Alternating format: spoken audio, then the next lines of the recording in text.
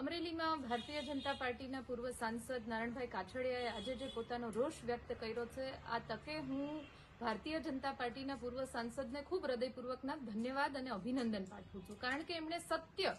લોકોની સામે લાવ્યા કે ભારતીય જનતા પાર્ટીની અત્યારની આંતરિક પરિસ્થિતિ શું છે. જે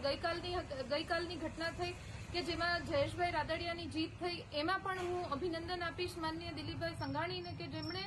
ભારતીય જનતા પાર્ટીથી ઉપર ઉઠીને જે સત્યનો સાથ આપવો જોઈએ આપ્યો ને જયેશભાઈ રાદડિયાની જીત થઈ. ખેર આ તો એમનો આંતરિક મામલો છે, પણ જે પ્રમાણની પરિસ્થિતિ અને કકળાટ અત્યારે ભારતીય જનતા પાર્ટીમાં ઉદ્ભવ થઈ રહ્યો છે, ત્યારે હું હંમેશાથી કહેતી આવી છું કે હાથના કર્યા હૈયે વાગે છે. જે આ એ જ ભારતીય જનતા પાર્ટી છે કે જેને કોંગ્રેસ પક્ષને ભાંડવામાં કંઈ બાકી નથી રાખ્યું. ત્યારે અત્યારે જયારે એમની પરિસ્થિતિ એ જ સ્તર સુધી જઈ રહી છે, એ જ